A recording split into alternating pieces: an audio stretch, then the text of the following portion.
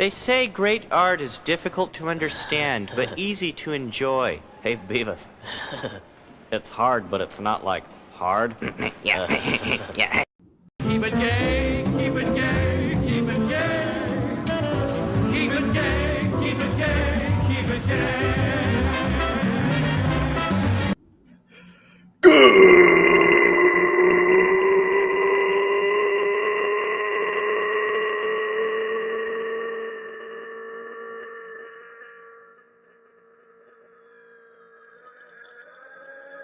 Good evening, good morning, good evening, good afternoon, wherever, whatever, however you all are. Welcome to Clobby's Comic Shop. Boy, oh boy, we're at issue 56. That is wild. Guys, I'm glad you could be here. I'm glad you could be here early. Thank you very much for that, by the way. It doesn't go unnoticed. And of course, guys, we're on Rumble. We got Vince Womack holding down the fort there. I'm going to share out that Rumble link. So if you're one of those guys who like to have it both ways, you can do that here. So I can help you have it both ways. Otherwise, if you're one of those guys who has a bit of a loyalty thing, I get it.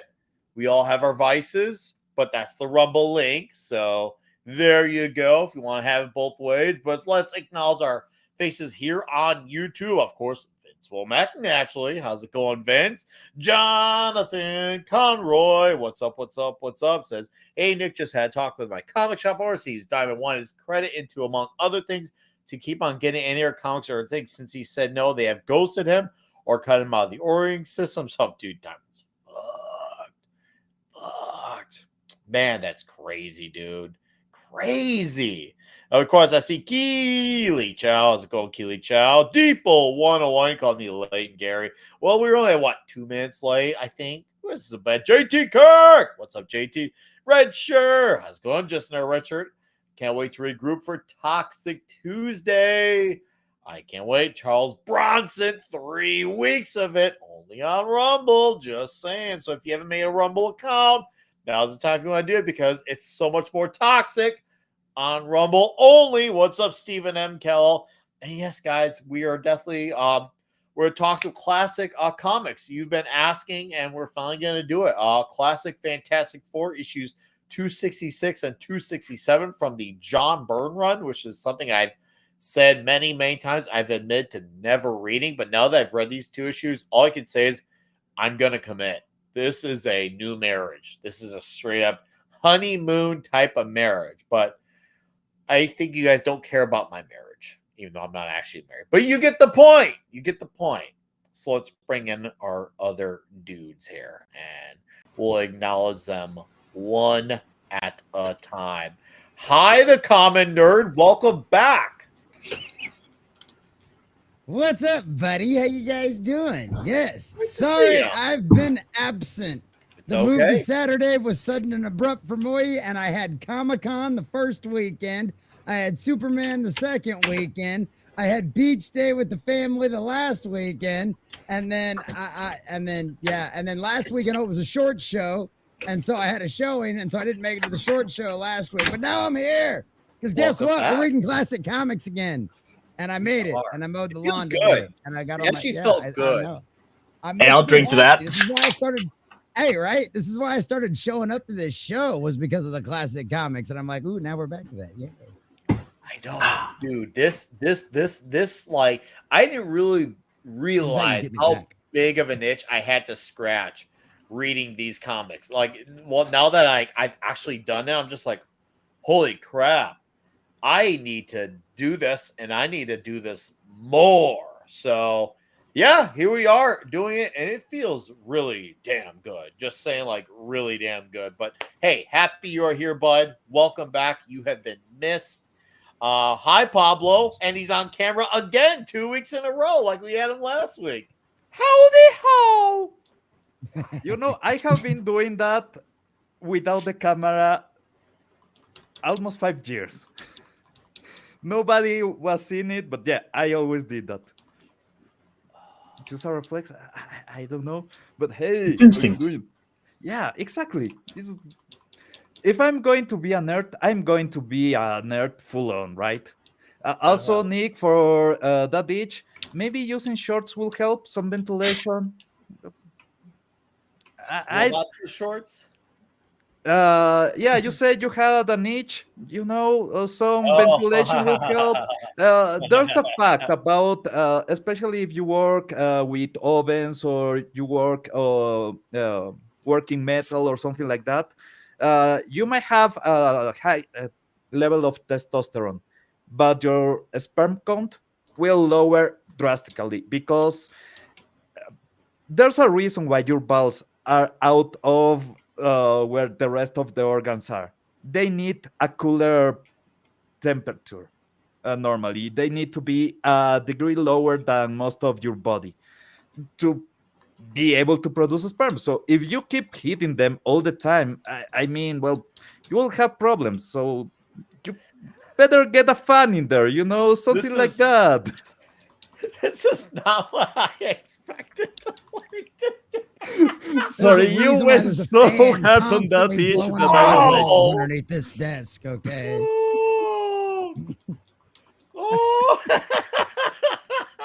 That's how you rock. That's how you walk. See, I just use a nice Let me cold tell you drink. how hot my balls are. Let me tell you how hot my balls are. Okay. That's how Pablo walks into a fucking room, baby. Just slaps him on the table. I need some ice. These things are hot. Get me some ice. I'm always hearing things like, "Sir, please, you need to put your pants on. This is a government building." I don't know, man. I mean, my tax dollars paid for it. Why can't I walk around without any pants? I'm disabled. Right. I'm disabled. I'm what you like to call a tripod. I have no freaking words for everything that has just transpired. I got nothing. This You're is welcome. nuts, even. Absolutely Glad to know. freaking nuts. This is what you get on Saturdays. Oh, whoa! What's up, Batmobile? For $2 says Common Nerd.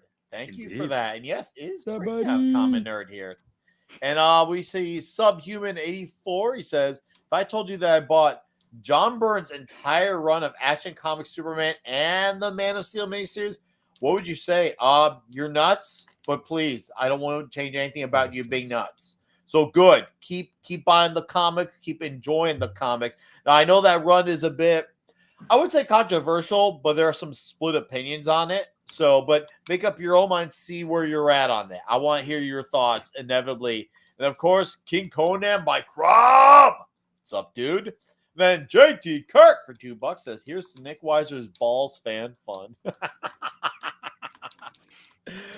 Wow. I think all this ball talk is very appropriate. Here? What? I'm saying it's pretty appropriate given where we've already started. Oh, with the clip and all. Yeah, I mean, it's getting pretty nuts. It's like winning. I don't know, man. I was banging 7-gram rocks and finishing them because that's how I roll. I have one speed. I have one gear. Go. Tell him food poisoning or something. What do you mean, get him out of here? Take him to the car. In case you hadn't noticed, I'm a motherfucking dwarf. So unless you got a forklift handy, maybe you should lend a hand, That figures. You want all kind of set aside, special treatment because you're handicapped. You all the same. Special treatment? I'm 3 foot fucking tall, you asshole. You have to make up for your shortcomings. No. Thank you. Wow. I got you. This motherfucker right here. Wow. I have no words.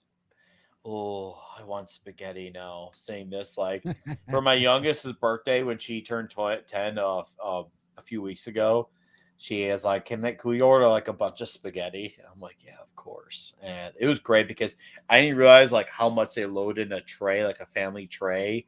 Dude, it was so much. We had leftovers like 5 times. It was awesome. Of endless spaghetti. And I still wanted more. Even after all that, I wasn't bored. I wasn't sick of it. It was great. Oh, Joe's atmosphere. He sent me some photos of some previews of his comic stuff to come. Good to see you, bud. I'm happy you are here. I'm touched by your presence. Good to see you, sir. Very, very good to see you. Man, so I'm glad we got to talk some classic comics. Let's just get into it right now. We're here. Let's talk about the good old funny books that are Fantastic Four number 266 and 267. This is wild stuff, and this is very powerful. So even though we knew what the main thing was about these issues, obviously because of what we heard about it, it's one of those things. It's kind of like a death you're preparing for, where even though you see it come in, then it actually happens, and it's still just as gut-wrenching, which is crazy. And that's exactly what happened here. We knew what was going to happen towards the end, and still we were like, holy smokes, that was tough. And tough it was, but amazing, powerful, fun, funny, and sad all at the same time. Absolutely, yes. So I'm going to whip some pages out so we can admire some art and talk about these comics with the boys, because this was very powerful stuff. Seriously, absolutely powerful stuff. Let me share my screen here. Where is you? I know you are here. All right, there we go. I found you. Okay, let's whip it out, as Culture Casino would like to say, because he's the gayest of them all. I like you, Culture. I'm just fucking with you. Charisma Commands. I saw this cover and thought, oh, okay. Well, I heard about this one concept. This seems to be the opposite of that concept. It turns out it wasn't the opposite of that concept, but the cover makes you think that, knowing what we know. But man, I'll say this right off the bat. For me, reading this issue was a genuine shock, because yes, we didn't get John Byrne art for the duration of the comic book. It ended up being actually a fill-in with Mr. Kerry Gamble. I couldn't even remember his name. And we actually end up being really, no pun intended, powerful story on how smart and powerful, though not strong, Susan Richards is. You know what she has to do to get out of Ben Grimm's way in a manner that he's not acted before. He's had all the hypnotizers of the world. But this time he's different, because he has a coherency to him. And even though he's coherent, he is being swayed by something that a lot of guys, are guilty of, being swayed by. And, it's a simple concept, but it's a very effective one. I would even make the argument that it could still work today if this type of power absolutely existed. And if the lady, let's just say, had the right looks to persuade a man. And it causes trouble for her, not just for the city, especially once she gets involved. Holy smokes. And it's really a flashback story that's in the midst of something really scary going on, because obviously Susan, intensive care, and she's worried about the worst outcome possible happening. And this is a flashback story. I felt like this story, in retrospect, was a buttering up story before the inevitable tragedy. Something to remind you of how powerful and great she can be, but also of how weak and vulnerable she can end up. So it does feel like there's a bit of a yin and yang contrast to this. But I really did love seeing how effective her powers actually could be in a fight against someone who she's clearly outmatched against. It shows you how effective, too, she can be, even though, once again, she doesn't have the strength. But how she uses her mind and her powers was absolutely masterfully displayed. And if you're saying, hey, what's a good way to show off some great Sue Storm stories, I'd actually go as far to say 266, 267, and 268 as the whole trifecta.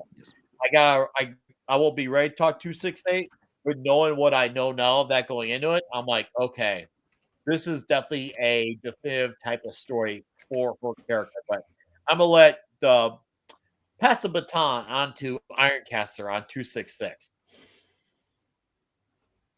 Fantastic Four 266 was a great juxtaposition because it shows Susan at her most vulnerable. She's, you know, you're seeing complications of childbirth getting mixed up right against her in having to face off with one of her dearest friends of all, a teammate in the Thing. So it it does a good job, I feel, to really set this up and shows it off. How how you have a I'm sorry, I'm trying to find the right words for it. No, it's a great flashback where you get to see just a woman who's basically weaponized her beauty to control men, showing that at the end of the day she is the potentially most powerful member of the team with what she's capable of. And also, there's a bit of a tragedy there of the complications. We see some stuff being thrown out like, well, Ben is gone, but which I feel like I got to do a deeper dive on myself. So like, I want to read this entire run now because of this. These two issues told me on this run. It's got me wanting to go back and Secret Wars stuff. Exactly. I want to go back and check that out because I'm like, well, I know certain things happened, but what else did I miss here? Because I feel like certain things missed. Like, I know about stuff like, Colossus had a short-term love affair that happened that came out of that, but I'm like, what other aspects of this did I miss? Like, holy shit, I gotta go read this now because that is the greatness of comics, where it makes me want to go and read like 5 of the books from just one issue. Yep. No, the art is fantastic. There's so much to enjoy here. I love the way Morbius looks here, where you're like, you look at him, you think, okay, there's something a little off about him, and even if you haven't read Spider-Man, you get a little curious about him because look at him. He's got like no nose. It's a Michael Jackson nose. Right? And those pointy ears are so odd. It's almost like he looks like a bat. I love just how disheveled Reed is here, which, by the way, goes to show you that, like, yeah, they've been kind of doing this like bearded look on Reed Richards for a while, which is a great way to show that he's under a lot of high stress. He's normally a clean cut man, but when look at his hair all frizzled.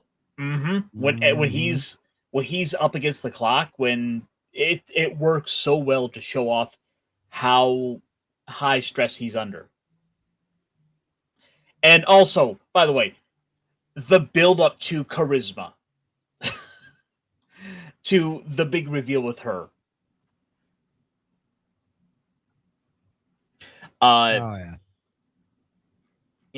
It goes to show you like the strength of like a bit of well placed makeup can really goes to show you how great of a weapon it can be for a woman. Absolutely, that's outstanding of a weapon. Although when we do see her, we get to see she's basically got clown makeup, which begs the question. Which begs the question, guys, would you be willing to like get superpowers but the trade-off is you have to look like you work for Ringling Circus? Yes. Depends on the superpowers. Yeah, most would, though. Most would. Yeah. But like, in other words, like you have to go 24/7 looking like you go around like cleaning up the elephant dung. Like I said, depends on the powers. If I get clone powers, and I mean really crazy clone powers, it style, yeah, why the hell not? You know, which is such a great joke to build up here. We're like, we're led to believe she's so intoxicatingly beautiful that men just fall over themselves to appease her, only to have the ultimate reveal being she looks ridiculous. It's just hypnotic makeup. Effectively hypnotic. It's amazing how, like, when she does the unveiling from the back end, you think, okay, Thing must be equally blown away by her on a visual level, but also there's clearly something that's giving off that issue as well. So it was like, I thought it was going to be like a two things happening at once. Turns out it was just one thing happening at once. We got fooled by the other. It sort of reminds me how you have a character like Emma Frost, who is a mutant who's basically gone and weaponized her beauty to be a weapon that can never be used against her. She knows she is like one of the most beautiful women around, who is going to use that as a weapon against her enemies. This is that idea, but made to be a bit of a joke. This is kind of where John Byrne works at his best, I feel. Oh, absolutely. I've said it before, and I've said it again.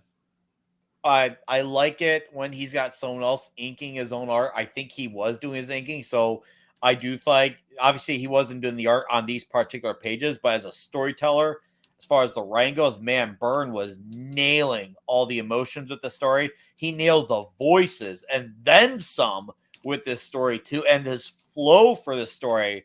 Holy goodness, something happens almost every single page of these issues. John Byrne is a comic book master caster. Master caster. And by the way, how fantastic of a fight was this? Like the Invisible Woman versus the Thing. Just, she has to be more clever than him. She's pulling off tricks I didn't even know she could do, like the invisible bubbles.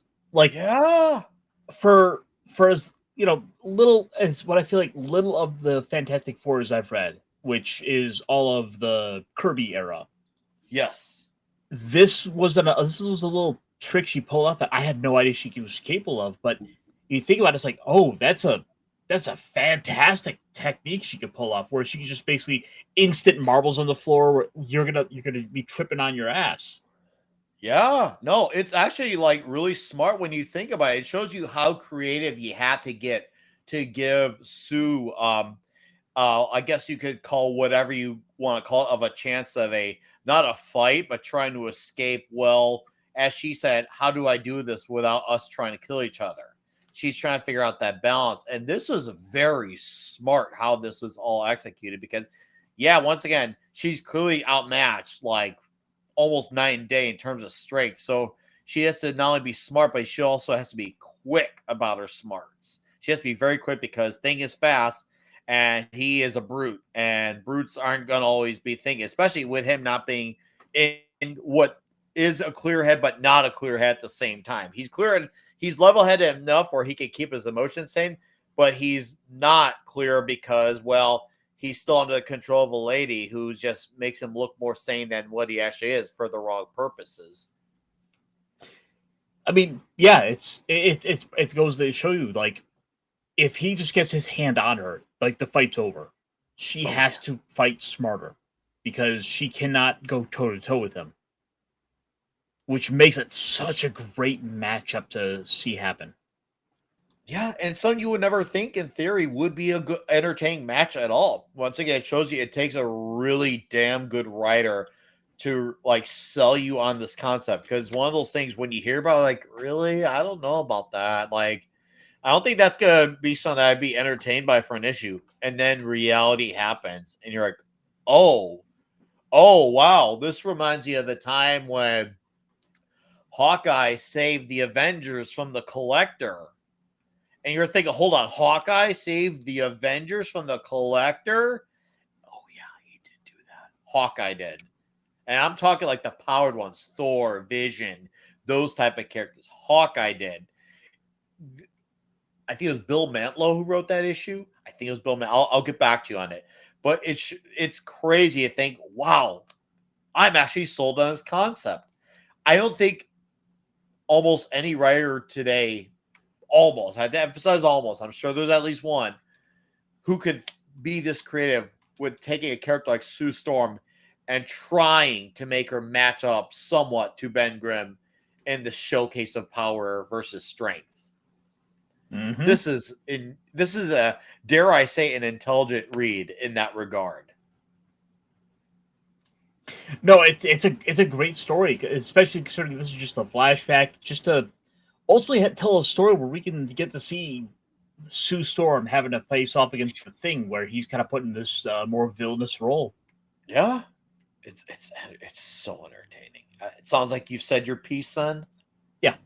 All right, Pablo, unleash the hounds. Turn your mic on, buddy. We want to hear your God damn voice. it. We like seeing you on camera. Can you go back to the beginning of the flashback, the first Sure. page of the flashback? That was one of the few pages from Byrne. You were talking about no, I'll go down at the beginning of the flashback when they are on the park. You were talking about how strong, yeah, there it is. How strong Ben Grimm is, how strong Sue Storm is, and that's all fine and good. But you know what was stronger? The economy. Look at the price of ice cream. Oh, 50-cent ice cream. I love the way John writes Ben and Alicia together too. I forgot to say earlier, but man, he writes them so well together. Granted, this is a flashback. He writes them very well together. This is some heartfelt shit in this issue. There's something funny about the only person that will be really absolutely immune to this kind of power is in that page, because well, she's blind. Is that easy? Is Sue Storm? Yeah, she defeats the villain using a clever method, but also you need to analyze that implementation of her powers during the fight, how she uses bubbles to stop Ben, how she basically deals with everything using just invisible fields, right? Well, you think about charisma and how she gets defeated, and think about how Sue handles Ben Grimm in a lot of moments. She will be the most efficient assassin ever. Is that simple. She can turn invincible. She can float around using her force field. She can use her force field to basically just choke you to death. She just removes the air from around you, and that's it. You are dead. Mm-hmm. Heck, No you think about it, trace. she could go ahead and just make a little bubble in your head, and then Yep. boom, That's your brain scary. explodes. That's scary. So yeah, you are seeing it in a bigger level because she's trying to contain the thing. She's trying to be the one that saves him without really doing any damage.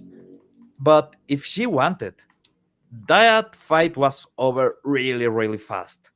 And it is not because the thing is weak, it's because her powers are that efficient. She can contain full blows from the thing inside of her force field. So much that the thing has to dig up and try to catch her from under the ground. Yep. That tells you everything about when later she has used a lot of her powers, so you understand that her force field is no longer that powerful, is no longer that useful. But when she was able to hold Ben Grimm inside of a bubble for a long time, well, she could have killed him in just an instant. It's that easy. And the way that she deals with charisma is just, well, your face is the problem, you have no face. That's some Agent Smith shit, man. That's some Matrix shit. It's just beautiful. The whole implementation of the fight is beautiful. It was a great way to beat a villain. Well, her beauty is her beauty is her greatest weapon. Well, let's take that weapon away. Yeah. Oh, that Also, was so amazing from Sue doing that. I was like, oh, that's actually really cool. she's clever. People don't remember that. Yeah, Reed Richards is the most intelligent man on every building, but she was a scientist. She was not dumb. She was a genius level intellect. It's just the other guy, the guy that she married, has a galaxy level brain. And well, she's a planet level brain. In a world where most people are just normal level brain. So she's still amazingly clever. She's still amazingly ingenious. She just happens to be maybe the weaker for a fisticuffs, for a direct fight. That doesn't mean that her powers are weak, though. Her powers are absolutely incredible. And as I said, she's the perfect assassin. Also, do you remember that episode on The Simpsons where Homer creates the makeup shotgun? Yeah. Yes. Yeah, Oh, that's basically the villain here. That cracked me up. Let's admit, when she gets the veil completely removed, well, not removed, made invisible, her clone makeup is hilarious. It's just absolutely funny, especially because there's this whole aura around her that she's sexy, that she is just using her beauties. And it's a great costume, by the way. Yeah, absolutely. But let's be honest, you see a woman with that level of makeup and you're like, yeah, better look on Tinder next time. See, That's you not a may get that, but there's still a whole ocean of men who will take that. I think you forget that. You may see that, Pablo. I respect that you do, but there's still an ocean of dudes. Not trying to knock on my dudes, but you gotta admit, there's definitely a sea of dudes who will definitely still take what they can get. Oh yeah, but I have a rule. If your face will be imprinted on the pillow cover at the morning, yeah, maybe not.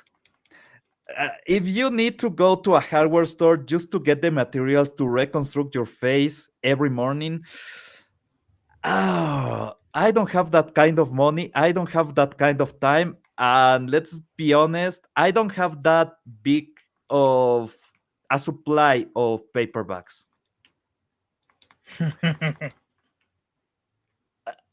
Yeah, that's it. Dude, this is a great issue. Next issue is just mind blowing. That's all. Yeah, this was a great portrayal of Sue Storm's powers using the metric of, well, Ben Grimm. Ben Grimm is obviously one of the strongest characters in the whole Marvel universe. If you have him on a fight with a Hulk full in rage, he can still hold his ground. The Hulk may win at the end. There's a serious possibility, especially if you go into Savage Hulk in a later era. You can say that the Hulk will win at the end. Ben Grimm can still do a lot of damage and can still hold his ground easily. So Sue Storm holding him full power because he was absolutely in trance.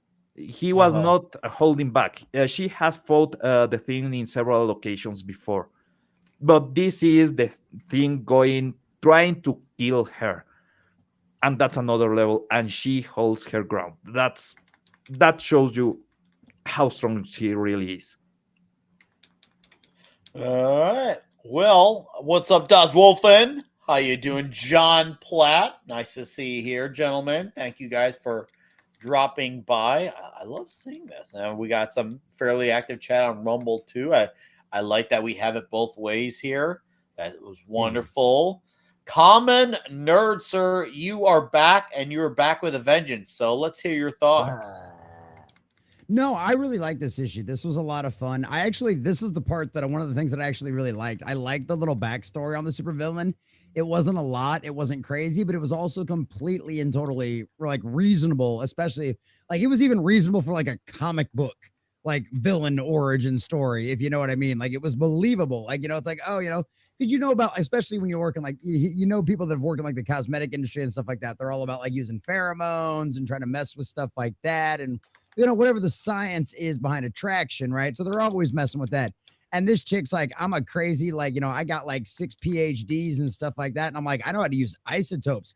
Let's mess with isotopes. And it's like, yeah, all of a sudden it works. And she completely just immobilizes her bosses and everything else. And like, obviously you guys already talked about all the Sue Storm stuff. And like, that's one of the things I love about it is getting to see her powers really in a combat role. Because you always think of Sue as like the shields and going invisible and sneaking around. But like, you actually get to see her use like a laser beam and like blast thing in the eyes and like shove a big giant block. Like it looked like something out of like a Tears of the Kingdom where like Link's moving around the giant blocks and you're using them to slam into a boss, which is what she was kind of doing. So I enjoyed that. And I don't remember if it's this issue. Oh yeah, it is this issue. There's a word that the Thing said that when he's going to chase Sue the second time. And I actually had to look it up because I had no idea what it meant. And it basically means like women's concerns or like the woman's side of the family. But like, I don't remember where it's at now, but it's like when she escapes him the second time, when the, after the, makeup lady's got after Charisma's got to flash him again. When it starts to wear off. Oh, yeah. I thought that was a lot of fun too. Cause it's like, and that's the other thing too. It's like, oh, comics are stupid. And you're not going to learn anything reading. I'm like, there's a word in here I had to look up. And I'm a kid that used to read I had like a college reading level in like 5th grade, man.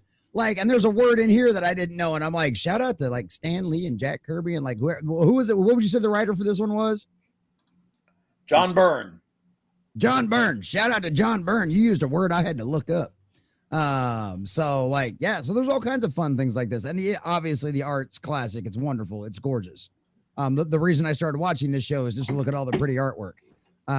So it's like, yeah, so, I mean, it's a really fun issue. And especially when you have all the backstory, what's going on in the back, because I didn't expect to have like the little like I'm all of a sudden, I'm like, wait a minute. Like it kind of threw me off for a second. I was like, all of a sudden we jumped into the backstory of Sue and I'm like, oh, wait a minute. That's right. They're telling a story. I forgot about that. And so now all of a sudden we're here and yeah, it's a lot of fun. It's a lot of fun, but I like the villain too. Like I said, I like the little scientific little background because it is kind of common with certain villains and stuff like that. But at the same time, it's a lot of fun. And yeah, the Phantom of the Opera reveal is great. Fun fact. This plot device of how Charisma gets her powers has been used on a superhero movie before. Oh Catwoman. No. Catwoman. Is the plot from Catwoman? It is. Yep. Was that the original? Was that the one with Halle Berry or whatever? Yep, Halle Berry. I don't even remember the plot for that movie. Okay, guys, like why? Okay, chat. I could give you a few reasons as to why. Both of them sit on top of her chest. I think it's important, guys, that we need to make the common nerd watch the Catwoman movie. So I've seen it. I didn't say I'd seen it. I said I don't remember it I don't remember the plot. Well, clearly you need to rewatch it. No, I don't. Once was enough. But yeah, if you convince them that you have to show up for Is It Good if we do that, and you have to figure out a way to convince. Whoa! I know what you're getting at, Ironcaster. I know exactly what you're getting at. You know, why am I being punished here? If you do that, because it was your idea. That's why. Come on, if you do that, there's a comic that Nick Weiser should read. We have been waiting for him to read it and make a review for a long time. No. I think so. No. Oh, was there a comic adaptation of that movie? No, nothing. That's fake. What was Think it? about a Netflix fake movie. news. That's fake news. Figment? What? Fake news. Oh, somebody tell me more. A certain The chat Gail will tell me. Simone comic. No! Oh, Stop! my God. Stop. Okay. Was she the one that I'm not fired? No, that chick, Gail Simone. That was that Mariko Tamaki. I don't even remember what Gail Simone wrote. Go ahead. Yeah. Before Commodore carries yeah. on, John Platt, we're talking issue 266 and 267, currently 266. Gentlemen, there is a She-Hulk emoji. So, yeah, so if you want to use it, it's there and yours for the taking right now. So you're welcome, chat. You're welcome. Yeah, you can thank the common nerd for your one new emoji. Okay. He gets the credit for that. You're gonna love Nick, it. did I think I know which one to use to feel there's only one of them. Oh no, I may have disappointed you. Oh, okay, fair enough. Still, the other one looks great too. Anyway, back to Fantastic Four. Take it away. Right. No, this was a lot of fun. Like, and just getting to see Sue kind of like be the hero and kind of be in a combat role was a lot of fun. Just because, like, and that's the other thing too. Like, she even says, like, well, this is a power that I thought was obsolete. Right. She's like, I didn't think I had a use for this anymore. But at the exact same time, I'm like, I have to figure out a way to make sure that Ben and I are both safe without either one of us getting hurt. So I have to get creative here. I can't just like Pablo was alluding to earlier. I can't just put him in a bubble and remove all the oxygen.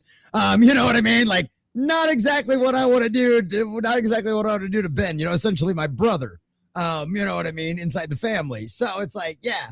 So she does have to get really creative, and that shows you can think on her feet. That she is smart, and you know, it's one of them situations where it's like, you know, this is how you write a strong woman who is capable to take care of things on her own and still show her that she's not all powerful, right? You do a great job of showing Sue that her powers do have limitations. You know, she can only push it so far for so long before she's like, I got to get away so I can take a breather, chill out, and kind of recharge for a second. You know, she's not just coming in there and blasting Ben against the wall and holding him up there and going, you need to knock this off.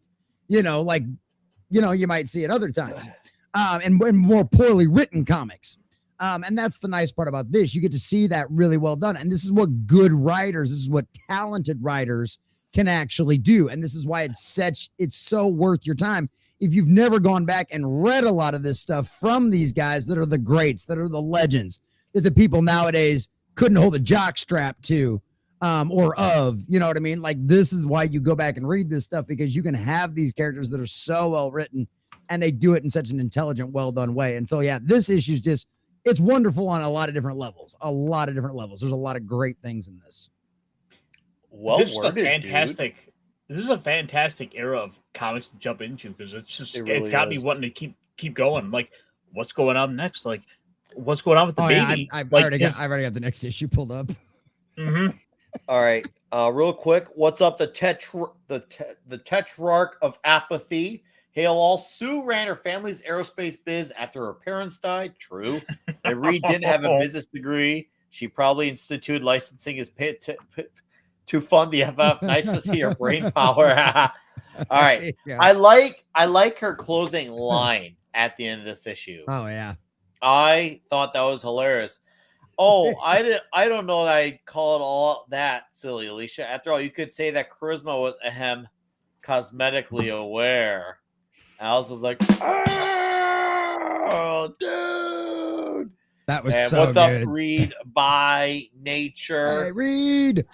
All right. So let me bring it down to Chinatown. Okay. I'm going to work on getting it up for 267. Getting up for 267. All right.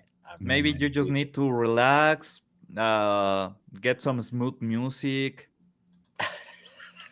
Nice little, maybe light some candles, just a couple of incense, maybe a little Barry Manilow. What the fuck type of gay shit are you guys talking about? Man, okay, I have been. It's like, I need to slam 6 beers and like put on some death metal and like rip like snort some like ants and, you know, let's do it like old school style, like metal 70s metal days, I was gonna say, I don't understand you guys. Dude, I have been watching the Naked Gun movies because I wanted to go to. Actually, I went to the cinema to watch the latest one. I have a lot of issues with it. It was still fun as fuck. Yeah, I'll admit it. It was still fun as fuck. There's a couple of things missing there, especially all the background jokes that normally you will get on the Naked Gun. If you have seen the others, on the background, there's something stupid happening that at the beginning of the movie, I felt like it was going to be that way because they have the cold cases, fridge, and all that shit going on. There's somebody arresting Girl Scout that was selling lemonade or something like that. And I'm like, okay, this is going places. Then they just stop with the random jokes, and that's a shame because that's what you need in a Naked Gun.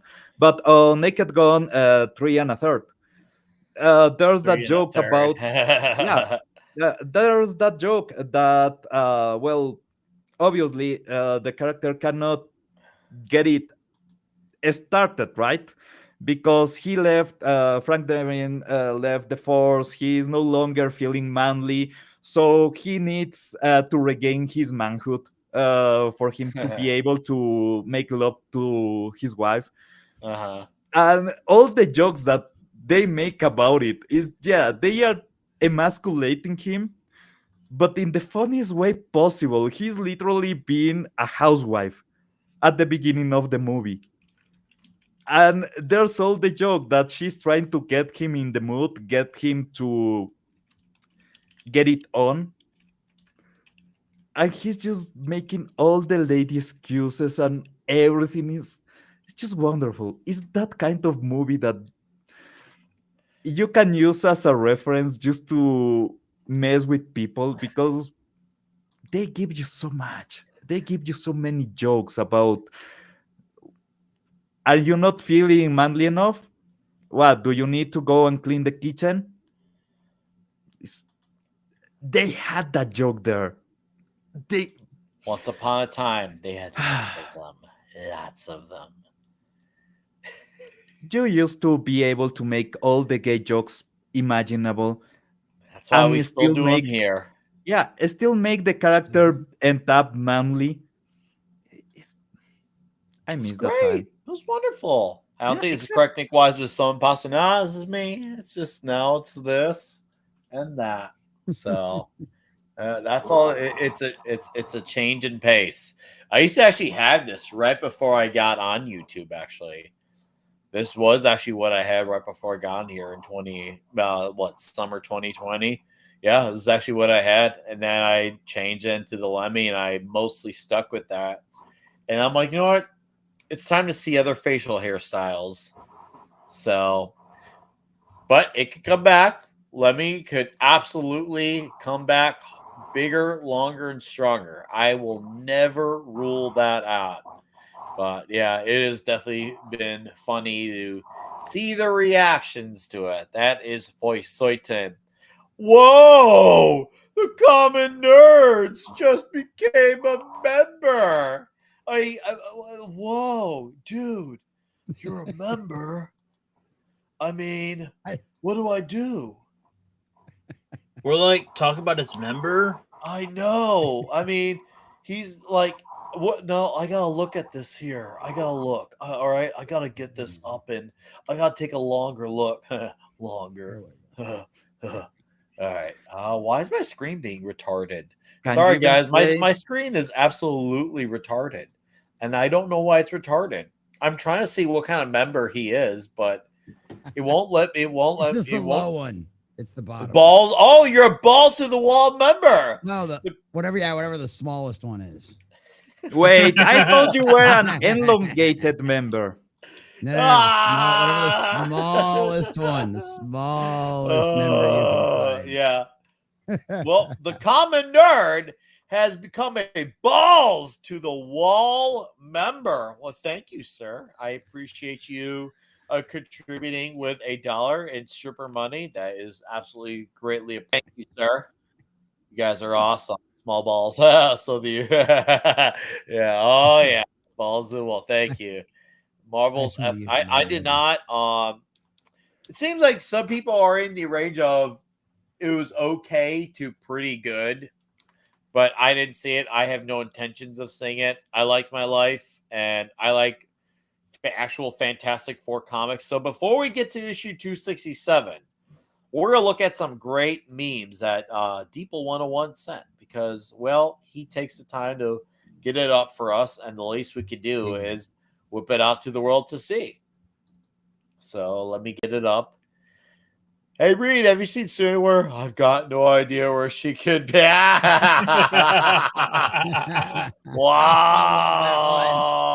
I love that one. Oh, I love I something. have no idea what you could do. One thing that's really stood out to me as of late is just thanks to, in part, Marvel Rivals, how much meme potential we've seen coming out of the Fantastic Four. Oh yeah. I just realized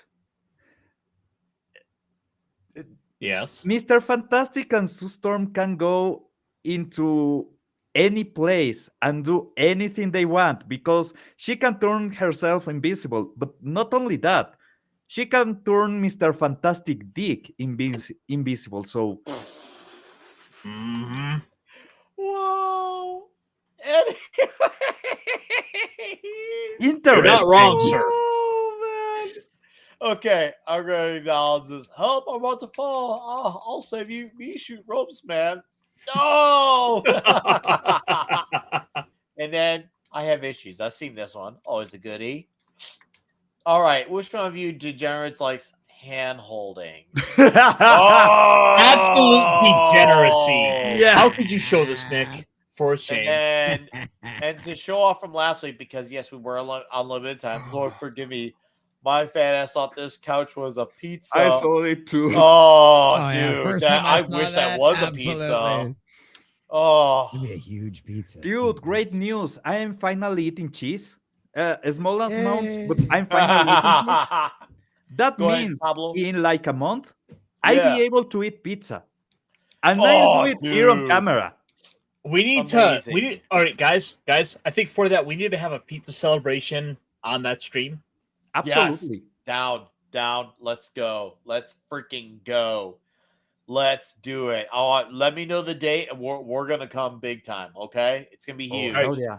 And not only that, Pablo, you get to pick the toppings. Oh, no. There's certain things I will not touch anchovies. Okay. I will not go with anchovies. I will go with something traditional, but not that traditional. Okay, Also, fair enough. it's weird that out of late, everybody is tomato sauce should be in a pizza, no matter what, because that's the most Italian thing to do. Agreed. Yeah, tomatoes are not Italian, so just a reminder. It's part yeah. of the pizza, so therefore it's part of the Italian way of the pizza. The original pizzas were with lard.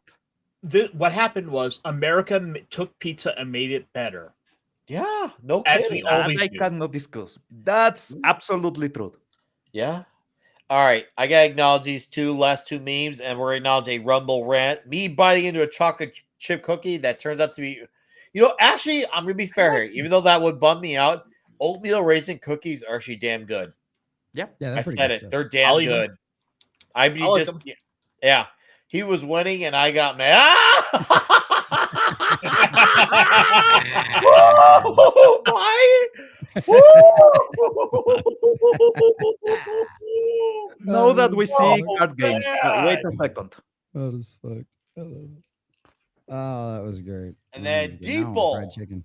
101 sent a $5 Rumble rant. He says, "Ahoy all! Thanks for the show. Dad is fine out of surgery. I am so damn glad to hear that. I'll be in the hospital tomorrow. Thanks to Common Earth for the prayer and everyone else who sent their positive energy. Thanks, dude. Brother. This is for your dad, okay? Cheers to him. Godspeed." I don't have a drink. God damn it. Cheers, man. Thank you for that Rumble rant, sir. I appreciate the memes. Appreciate your enthusiasm. And that one's for your dad, okay? I haven't showed this on camera yet. This is my Magic the Gathering CDH deck. This is the box used. Up to here, it's just an American control deck. Normal. Ooh. That's cool, dude. It's a Donald. It looks very nice. It's a nice deck in your hands. Somebody say it's the best deck. I didn't say it. And yes, the whole thing is because it's a red, white, and blue deck. So yeah, it's an American control. But yeah, I love this deck box because it has infuriated a lot of commies around. I will say that. I'm sure. Caster's got some toxicity he wants to show. When you choose the wrong girl. I love that. No, dude, it was Wasn't she in Ursula Spider-Man? Dickovich, man. She was the Ursula. nicest one. She was I the don't real remember girl. the one. First Spider-Man. No, Ursula was by far and large the coolest. But I'll let you guys have your say. I saw Spider-Man meme disappeared on X before I could say value. You guys are hilarious. All right. Let's get to issue 267. Okay. And then we'll just shoot the shit. I have some comics to show off afterwards. Good. Well, then there you go. We'll show off the haul. New plan. I love it. It's going to be huge. He's got the haul. Oh, he's got issues. Okay. Let's get it out. Yes. Get it out. Whip it out for me, Nick. All right. I'm getting it up. I'm getting it up one last time. So Put it on the table. obviously one of the biggest I wouldn't say problems, but the biggest like suspense elements of suspense from the previous issue, which somehow we all forgot to mention, was how desperate Reed got about saving his child. And it is definitely a, let's just say, a real life type of thinker of what would you do when you're in the worst spot. And I can get why this is a complex subject. You're taking naturally something on its own as a complex subject, but then you're throwing a whole other wrench in it and making it even more complex by bringing in a super villain. When I saw that, I was like, dude, what? We're doing this? This just blew my freaking mind what happened with this. And I'm thinking, how is this going to happen? What's going to play out? All right, Common, you get to take the lead on really good 267. Well, they do a really good job in 267 too of like expressing that and showing that. And She-Hulk emojis in the chat. She-Hulk is your vehicle for that too, which I think is really cool. Especially considering she is the outsider in this situation. And they do a really good, that's the nice part about this with She-Hulk too, is you see that part of her, like you find out why she's part of the Fantastic Four, which is nice. They do a really easy job of introducing it and showing why she's there and what kind of happened. And that's one of the things that kind of alluded to like the Secret Wars stuff and made me go, ooh, now I want to go read Secret Wars. You know, where's Ben? What the hell's he doing? Why did he stay on this other planet? What convinced him to do that? You know what I mean? And so they do a really good job of that, but it does, to piggyback off what you were saying at the beginning, is that's what they do. They show that scene. There's a scene in here where they show all of the geniuses are all talking in the room. And I think it might be early on the issue, but it's like She-Hulk, it's her thinking about every single one of them and explains to you who Morbius is, who Bruce Banner is, and who everybody is. And it's like, they're going, hey, you know, it's like, look, we've all had these bad sides. We've all been on the other side of the law. You know, it's like, we've all been in these places. We've been where this guy is, you know, it's like, but guess what? You're desperate. What other option do we have? You know what I mean? We've got no other option. And so it's like them going, you know, hey, look at who we are. And all it took was somebody reaching out to us and going, we need your help. Nobody else can do this. And they do such a great job. And it's still showing Reed's being conflicted. You know, he's still the honorable stand-up guy. He's still got his morals. He's got his values. He's like, I don't want to work with this felon. I don't want to work with this criminal. And the guys are like, Bubba, you remember our backstories? Do we need to have Stan Lee come in here and go back through the backstory and the history of Hulk and Morbius real quick? You know, do we need to go over that? So they do a great job of that. And it's a lot of fun. The moments with, I guess we can go ahead and say it now because we're into the issue. But when we get to Doc Ock and the moments you see him, it's kind of wild to see him in like, because I obviously have never read this, and to see Doc Ock in a broken position, to see his brain fried, which makes sense if you know the full story behind the way his mind kind of fused to a certain degree with his tentacles. Sorry, I was trying to avoid the hentai reference. But with his tentacles, it's one of those situations where there's no other way, you know, it's like that actually all makes sense and that you would find him in this position. You know what I mean? And like seeing Reed wake him up and everything else, and just the emotion, like they do such a good job of expressing that emotion. And this, the artwork, the way they do the art in Doc Ock's face, like you can see that on him, and it's those lines, and that's one of the things that like there's a lot of good modern artists out there that do some really good stuff, and like some of them are even like, you know, kind of like in our corner, like friends with us and stuff like that we've talked to them, and like, you know, some of them are actually my friends that I've hung out with a lot.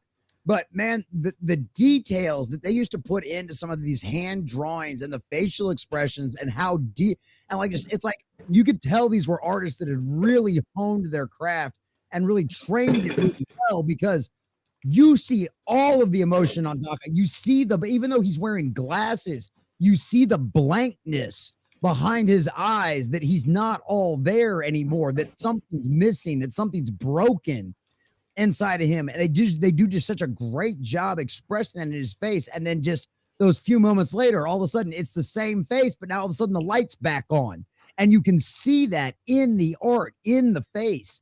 And it's just one panel, you know, it's just one look at his face, and and everything's written all over it.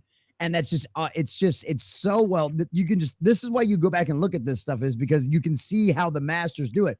And it's like every single person that ever thinks they're going to get into jumping in and reading a comic or writing a comic or creating a comic or drawing a comic, this is the kind of stuff you need to go back and study.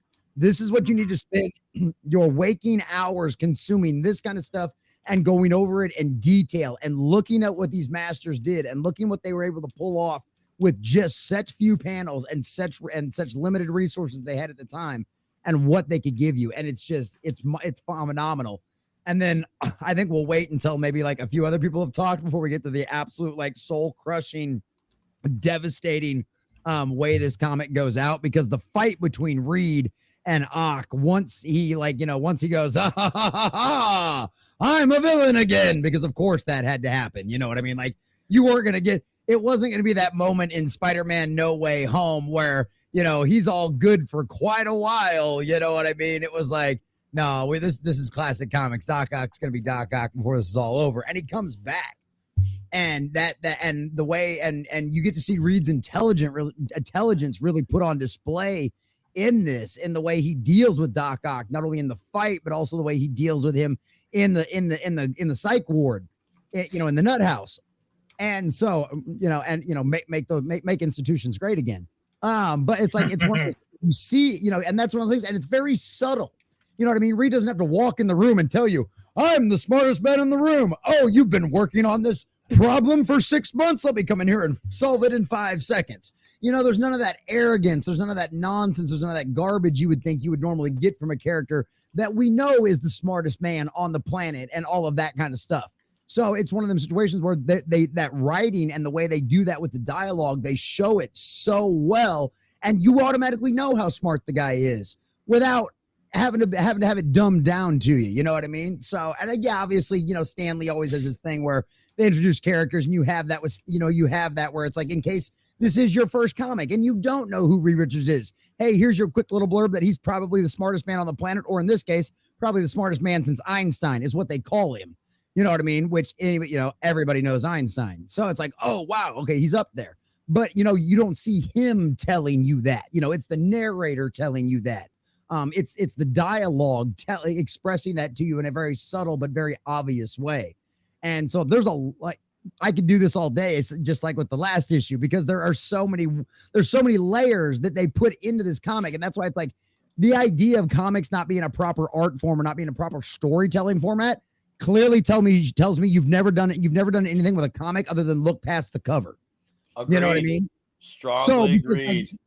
Yeah, like you just there's a reason why some of these stories are so legendary. You know, there's the reason why the Daredevil Born Again is something that tells that any comic book fan that they tell you what should I read out of Daredevil, they'll get an idea of the character. Read Born Again. You know what I mean? Like that's epic. That's, you know, that's superb. And it's the same thing with stuff like this. You go back and read these, and these aren't even like, obviously there's some very traumatic things that happen in this issue and all of that kind of stuff out there. But at the exact same time, this isn't a story that everybody remembers. You know what I mean? No. This isn't the Fantastic Four runs that everybody talks about. It absolutely should be, because there is so much depth to the story, even though you still have your fun, you still have your action scenes, you still have your great fight with the villain, but then you have those moments of pause, of calm, where all the it's not, there's more going on than just the fight between the bad guy and the good guy. There's so many more layers going on in the backstory, and that's why all of this, it adds a level of extra pressure to all of the fights, to how fast you're moving, but how quickly you have to wrap this up. You know, and it's like, and it's not and like, don't get me wrong, we all love Spider-Man, but man, oh man, that overused trope of Aunt May, right? Of like, Aunt May's sick again, and so Spider-Man's got to rush. This is a situation where this is not an overused trope. You know what's going on. Sue's life is in danger. The baby's life is in danger, and they're trying to save the baby. Back when, anyway, that's a whole conversation for another channel. But they're trying to save the baby, you know, and they're trying to, and it's like, oh, you know, all this craziness is going on, and they don't know what to do. So it adds that. And if you remember that the entire time, and they do a good job of reminding you that, even if it's just in the thought bubbles of Reed, reminding him, you know, because that's always on his mind. Why wouldn't it be? He's a father. Of course, it's always going to be on his mind of what he's doing and what he's fighting for. And so it just expresses the complexity of Reed. It shows the depth of him. It shows the depth of She-Hulk and her feeling of like, I'm this big, strong, I can smash through buildings. I can topple entire cities on my own. And there's nothing I can do here. I'm a lawyer. I'm smart, but I'm not on the level of these guys, you know, and she's so frustrated by it all. And then you see the family dynamic that's going on with, I'm having a brain fart, Ben's love, his girlfriend, Alicia, Alicia, between Alicia character. Masters, between absolutely fabulous character between her and Johnny and all of that. And it's like, you even express that, like, She-Hulk's still the new girl around, you know, this is a time for family, you know. And so like you get that aspect, and She-Hulk feels that, you know, she's like, I'm the outsider. This isn't something I can help with, you know, I'm doing the best I can, but still there's only so much I can do being the new guy around here. Essentially. So it's a very complex story with a lot of layers. And the best part is, even with all of that, it doesn't take you that long to get through it either. And you still get all of that in something that probably takes you 10, 15 minutes to read max if you're a slow reader and really want to look at the art. Then it'll probably take you 20 or 30 minutes because the art's wonderful. But yeah, there's so much good stuff in these two issues, and especially in this one. There's so many layers, and this is why that's why people still go back and read these comics, because this is the quality and the level they were up to. And this is what got the fan base to make Fantastic Four the name that they were, because of the quality of these kind of stories and these kind of comics. So, Common, that was so amazingly put. That shit was fucking moving, man. I've been like a lot better about not being vulgar the way I used to be. I think so. I'm sure some of you have noticed that, but that was seriously freaking awesome, dude. And you're right. I agree on absolutely all of that. It's gonna be a tall order just for me to even match it. And for me, I'm not gonna even try. I'm just gonna say my quicker thoughts, because you just did so damn good that I was trying not to go over everything. No, you're good. I'm glad you did that. Hey, you went last. So it was only fair you went first for the next one. What's up, Fizz Kojo? What's up? Before we keep going through the issue, I just have to say something. How the hell they didn't cast Hugh Laurie as Mr. Fantastic? Just watch out this panel. Dr. House. Oh my god. As great as that, I would know. As great as that would have been, like, we had the perfect casting with John Krasinski. Yeah, but still, look at this panel. Oh yeah, it's basically House. I'd have to see the photo, but I'll take your word at it. But welcome to Viscoso Corner. It's a shame the general public thinks Morbius is back. Oh yeah, I know, right? So okay, I want to go into a few things about this comic. One, the incredible cover. And I'm just going to try to be as completely different for Common because he did so good. Amazing cover. And it really, unlike the last cover, it actually does lead you right in. Now, this issue is actually drawn by John Byrne. I thought the title was powerful. A Small Loss.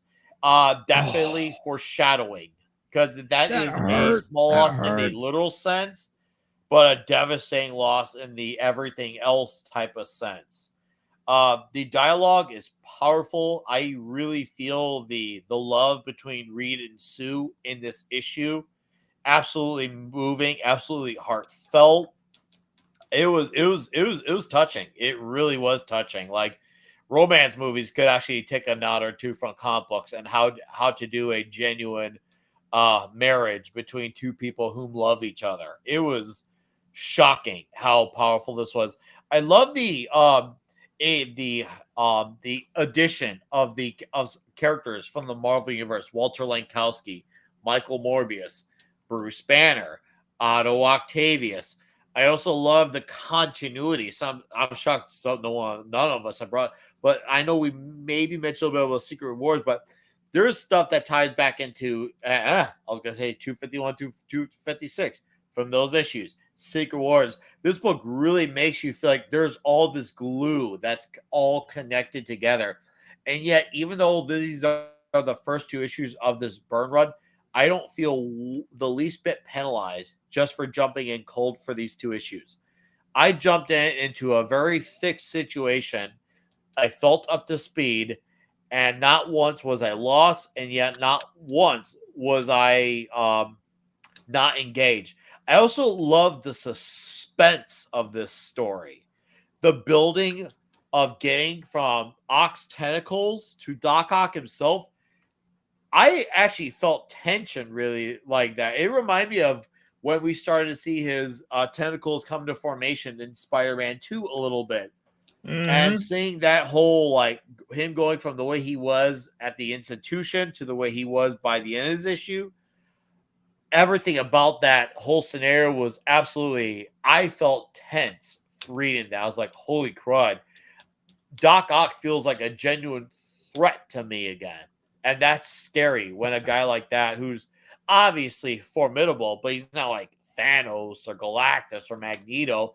But yet it was still scary because we knew Reed needed him. It wasn't a matter of wanting to. Reed was in a very rare position out of desperation, releasing him, begging to get him released, and talking to, let's just say, maybe what's left of the better man in him, and persuading that side. It was tragic. It was tragic. And to know that what derailed that may have been what cost him everything, even though we'll never know if him even sticking around would have made a difference either. But man, this was a gut punch of an issue. Seeing Reed and Sue together, then Reed going at it with Octavius. And once again, like Sue before him, Sue had to juggle how to tame a monster. Sue had to juggle the Thing. Reed has to juggle Doc Ock. I don't know if that was the intention of them both having to tame someone, of how do I stop them but without hurting them too much. But the fact that both happened in both issues was really interesting. And I thought, wow, that obviously one was flashback, one was present, but still really cool compare contrast type of thing going on. I was like, wow. But once again, seeing the tentacles in action and then come to Doc Ock as if it was like a child that could find its way around the city and come back to him, I was like, holy damn. And the action between the tentacles and Reed was absolutely awesome. Seeing his stretch motion. Also, once again, Reed getting to put his smarts and how to finish Ock was amazing too. I love saying how he actually got to the simplest element, because sometimes you shouldn't have to think too hard about how to beat a villain. And he resorted to the simplest method. And that was getting to the manual part of his tentacles. And it worked. Because sometimes you don't have to think too hard. And it worked because of Reed's capabilities. He was able to get to that simpler part. For him, it's simpler. Obviously, for many others, it's not. But for him, it is. Because you have to do something that, when you think, the most guys that fight aren't going to think about that. They're just going to think, how do I beat him hand to hand? How do I outsmart him, outlast him? But they're not going to think about his technology like that. Great Reed Richards element at play here. Thinking about that small but simple thing here. And Pablo wants to show something off, so show it off. And I'll finish my statement. For those that haven't read this issue, this is Amazing Spider-Man number 3. first appearance of Doc Ock. Uh, there's a huge callback that we have actually seen being forgotten on Spider-Man on Fantastic Four number 267. This machine used to work this way with these dials or these not dials. How do you call the wheel on old Controls. school telephone? It's a Well, I dial. don't know. Rotary dial. Yeah. Rotary dial. It's a dial.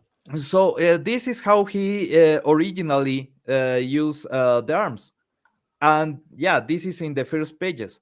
Also, Doc Ock, obviously, he gets. I think at one point in a later issue, is described as radiation psychosis. Uh-huh. So literally, he's hearing voices all the time that are making him at the same time furious, confused, and absolutely afraid.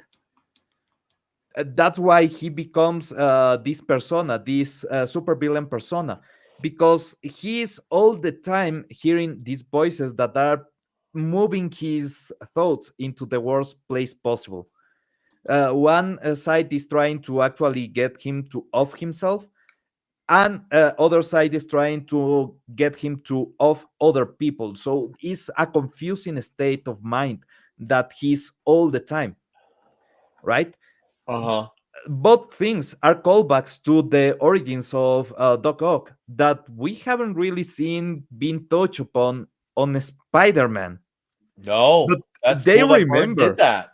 yeah, they remember that for Fantastic Four. I think that's absolutely glorious that they have. It is. Obviously, there's some parts of It's the because they mechanism read the that, comic. yeah, They actually yes, did their homework. John Byrne They actually read the did his comic. homework. yep, He is like, oh, if I'm going to do this Doctor Octopus character, I should probably actually read into stuff that makes the character and see if I'm allowed to use him. What makes him work? And he did. Oh, it's my dude Andrew, caffeinated Hey, what's up, Wolfie? wolf. What's up, What's going man? on? Oh, I love it. Good to see you, Andrew. Andrew. Thank you for Andrew, there's dropping a new in, emoji. sir. Looking nice with that Punisher emoji next to his name. It's fantastic. All right, let me bring my screen back up. But yes, as finally Reed contains the monster, by the time he gets back, it's a little bit of a too little, too late situation. And he sees Johnny is not feeling well. He sees Alicia is heartbroken. And when he gets the news, it shows the last page as a very deeply powerful panel. I was like, dude, whoa. Who have thought such a panel of black with that one isolated image spoke everything? And I was like, oh. at the beginning, it broke my Damn. heart. Then I remember a sketch on one of Jontron's videos that is, I'm sorry, we lost the baby. What do you mean you lost the baby? Well, we can find him. We don't know where it is. Right? I was like, Yeah. God damn it, Brain, why do you have to remember that? Because it's heartbreaking. It's a terrible moment. But then I'm like, well, what did they put the baby? Yeah. Have they searched under the bed? I mean, you know how kids are. Oh, yeah. God I damn it. do. I, of all people, know. It's just that. But yeah, it's heartbreaking. That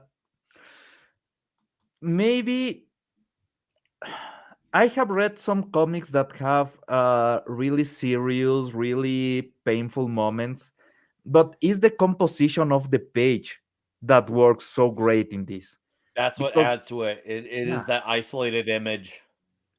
exactly, everything black, and it's just a somber, straight to the point panel that doesn't hold back, and at the same time, you feel like this could have been averted if that fight didn't break because they were on road. So Yes. partially, the real culprit of this is J. Jonah Jameson. Oh yeah, with that Always his Spider-Man fault. photo. And even Reed saw that. I was like, what set him off? Because he was already kind of teetering on the edge, with the octopus things. But then that was like the final straw. Reed definitely has some shit to be mad about. Notice how this page doesn't say to be continued, doesn't say end. It just that's it. That's the image. Doesn't say come back for the next. It's just that's it. I'm like, whoa. Which reminds me, so people, this should let you know you don't hate legacy media enough. Nah. Dude, J. Jonah Jameson set us up for 4 or 5 decades on why you should hate the news. It was right in front of us the entire damn time. And still they were telling us something. We treat it as, oh, well, that's just fictive. Retards. These guys I know, knew, I'm man. acting like a They knew retard. the media was bullshit back then. They knew the media was bullshit back then too. Yeah, even it's tried to tell us. insane. This image startled me. I was like, damn it. What an issue. But damn it. All right, go ahead, Common, and then I'm gonna let Pablo have his say. Well, I was going to say, you were talking about the Reed and Sue relationship earlier and showing how much he loved her and everything else. One of the other aspects that I really like that they showed in that too is how much Sue understands him. Yeah. Right? She doesn't even bother trying to argue with him. She doesn't even bother trying to talk him out of it. She's like, she also knows him. She automatically knows he walks in the room.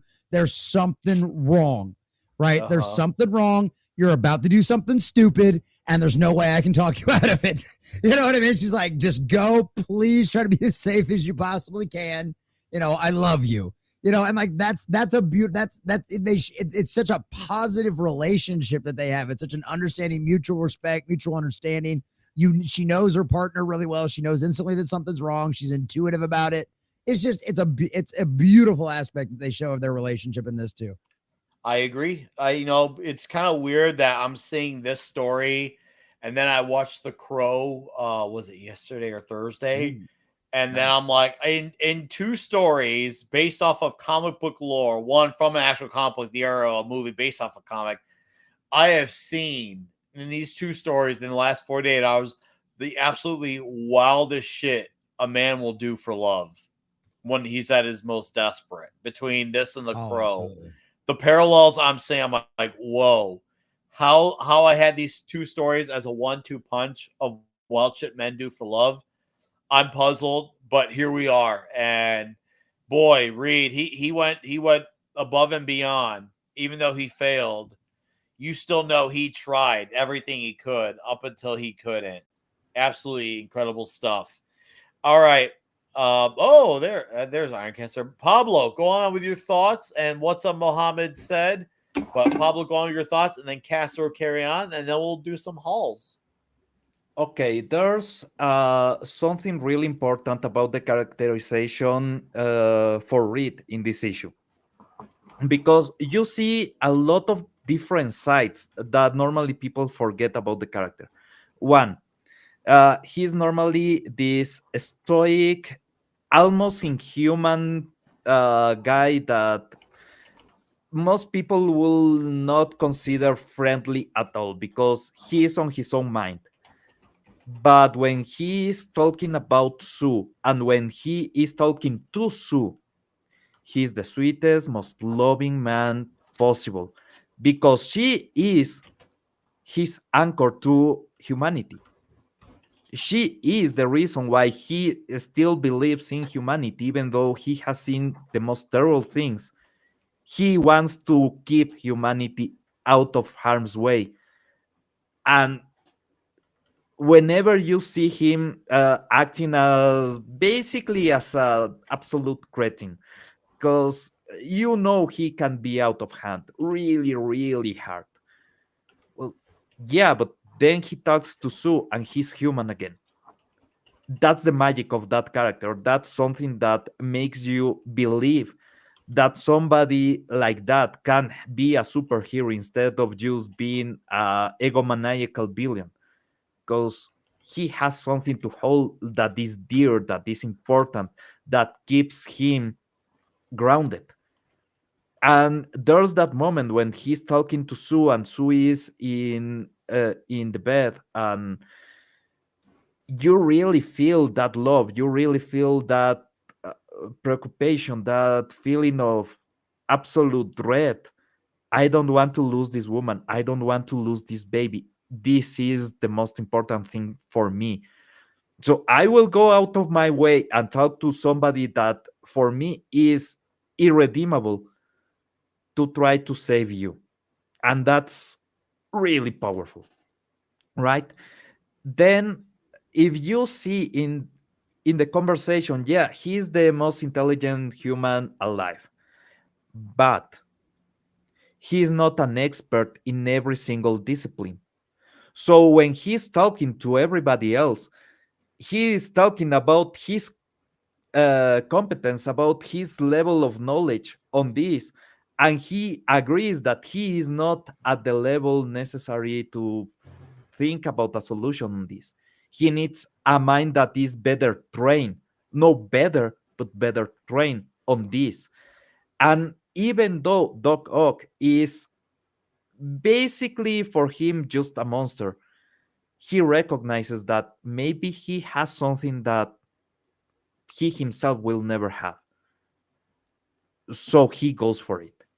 And the way that he talks to Otto Octavius on the psych ward is absolutely fascinating, because he's not trying to hyper empathize with him.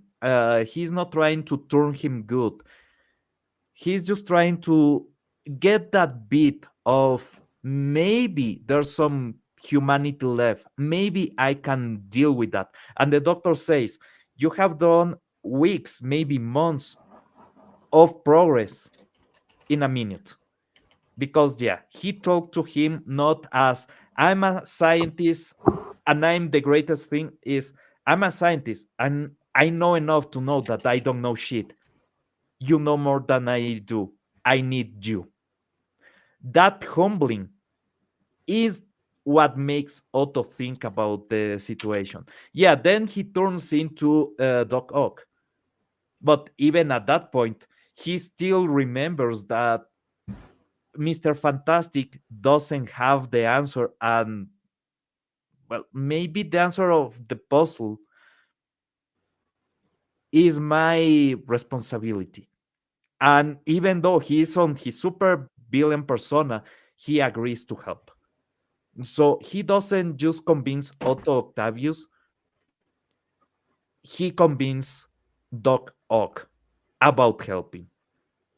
That is absolutely amazing.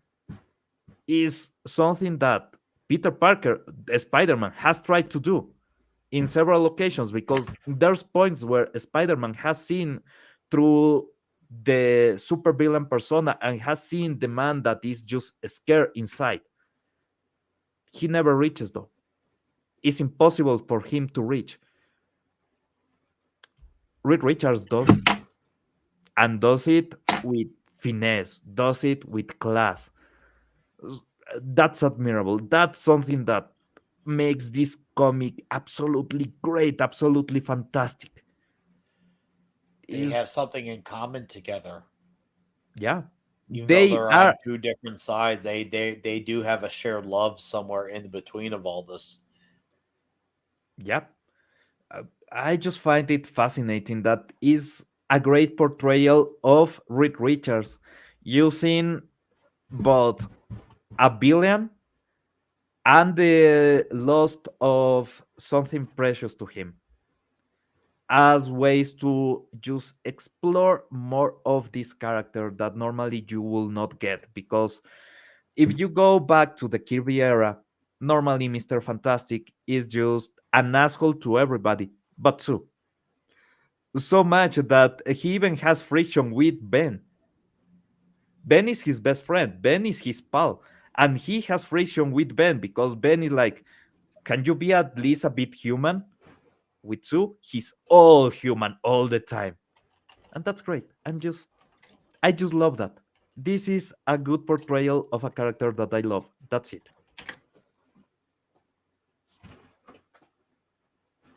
One of the things I like about this, well, I know I've ranted about this whole issue a whole lot. I did earlier anyway, but one of the things I like about this too is this subtle hint of what's to come. Very nice foreshadowing, right? Back when writers knew how to do that kind of thing, like I alluded to earlier. Very good foreshadowing here as to what's to come. I wonder. Well, that's a whole lot of octopuses, isn't it? I wonder. Yeah. Like, ooh, well, the I wonder what's voices never coming go away. next. I Yeah. think Ask Pablo.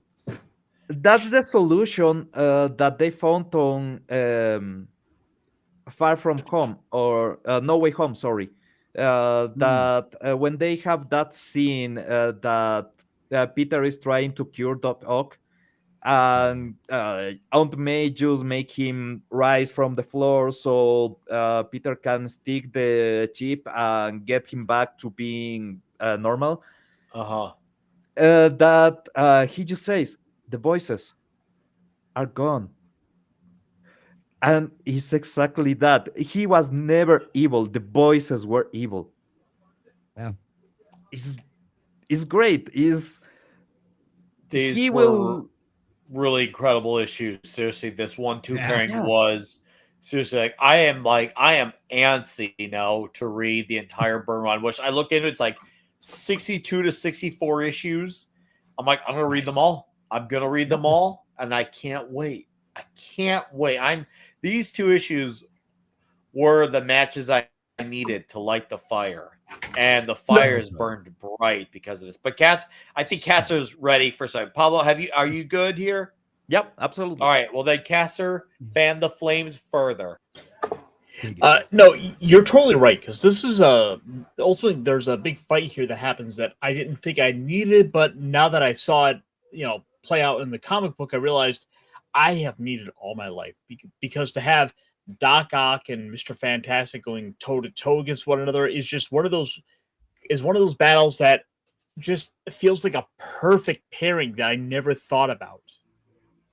Because you have his ability to kind of stretch around a problem, and you have the reachability of Doc Ock to kind of counteract that.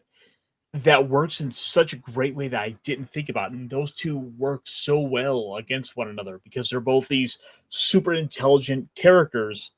And you have Mr. Fantastic ultimately willing to give up that ground of being the smartest person around if it means that ultimately he's gonna be able to save his wife's life. There's a distinct need for him to fall down and bend the knee here to Doc Ock that shows that he's willing to sacrifice anything that he could in order to save her life, in order to also take a chance to bring a villain back out into prominence. I cannot begin to talk about just how great this pairing up is of villains, because they come from sort of 2 separate sides of Marvel that fit so well together. And in reading this, I was brought to mind several other pairings that came up. There was mind you, this is some 30, 40 years after this comic appeared. There was a similar pairing in which Doc Ock had to face off with Tony Stark, in which it ended with Tony Stark having to basically fall on bended knee to Doc Ock. Oh, the knockoff? Yep. And during the Doc Ock is dying sort of arc of about 10 years ago. Oh, Superior Spider-Man. In about that era. But I think it was just a little bit before that when she was in the giant sarcophagus looking tomb. Because hey, turns out every superhero punching him in the head is kind of having bad effects. Also the radiation. And maybe Aunt May had chlamydia. Wait, what? Don't worry about that. Don't worry about that. What? Not space chlamydia. Not again. But no, it was just a ultimately fantastic sort of story to build up on, especially after last issue, like we were already talking about. And it shows you just how great of a person Reed is, in which even in his efforts to try and, reach out and try to help out these others, you get to see these little hints of where these other heroes could have gone wrong. Where could, in another time, the Hulk have been a villain? Morbius could have been this bigger, persistent villain, but Michael Morbius keeps kind of coming back. There's so much potential that's at play. It's funny that Morbius is not a well-regarded character because his portrayal on the Spider-Man, the animated series, and his portrayal on the Morbius movie. And thinking about it, if you read the comics, his best portrayal is in the Morbius movie. It's the most accurate to the character on the comics. It's just too over the top. It's too silly to take serious. But goddamn, they nailed so much on that movie. Oh god, it's unfortunate because it's such a bad movie. Yeah, it's a perfect 90s movie. It's the perfect 90s movie. I had to hit the pit. Oh, totally was. I had to hit the pisser. Caster, did you get all your thoughts? You got anything you want to add? Well, it's just tough for me to add on all the greatness that everyone else has already said here, but no, I've basically said my piece. Okay, cool. All right, so Tetrarch, has anyone read the What If the Invisible Girl died? Sue and Franklin died in childbirth. Different angle on some of the same ideas. I have not. I gotta seek that out. I'm going to. Just remember, in one of the first What Ifs ever made, Namor cock blocks Mr. Fantastic. Yeah, well, I'm aware of that. I'm definitely aware of that. So okay. Sue has had a huge history on What Ifs where things get weird. Sue had what we like to call a bit of a hoe phase. Yeah. So okay. So gentlemen, we're gonna go for about 20 minutes and then we're at plugs. So I want to show off hauls. If you want to take up all 20 minutes, Common, that's fine. If not, just show them off as you feel. And we will get our wrapping. So I had one of the reasons why I missed our first Saturday night was I had press passes to our local con. Ooh. And it's cool too. I didn't find out until we went because we go every year. But it was funny. My mother-in-law actually goes to the church with one of the guys that runs it, one of the guys that owns it. But there was a certain guy hanging out at our local con here. It wasn't Eric July, although this is his college town and we need to get him down here. But he actually still holds college records down here. But I had my Joe Frankenstein #1 signed by Graham Nolan. I had him on my live stream for a little bit, just chit-chatting with him too while I was going around showing people off. So I need to clip that out and put it on Twitter and tag him in it. But I got to do some editing on it. But yeah, so that was really cool. I got to meet him and chit-chat with him for a little while. But one of the things that I'd heard people talk about, because my very first comic book that I ever got like fresh from a comic book store was Ghost Rider. My grandmother, she did the hair for a lady that her husband owned one of the local comic book shops. And so kind of when I go to the con now, I'm always kind of looking for Ghost Rider issues, especially some of the older stuff. And so this is one I actually had as a kid that I found.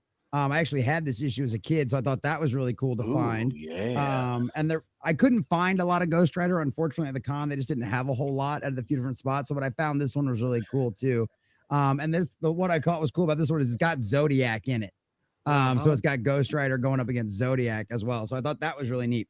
But one of the things that I'd heard people do at cons, like comic book fans and stuff like that, one of the things they like to do is go comic book hunting, and the goal is you specifically only look at cons for a certain run or for something like that, right? So that's what you kind of do, because you could anybody could go on eBay and buy the missing issues, you know what I mean? But it's fun to dig through it's fun to dig through the long boxes and the short boxes at the con and see if you can find what you're looking for.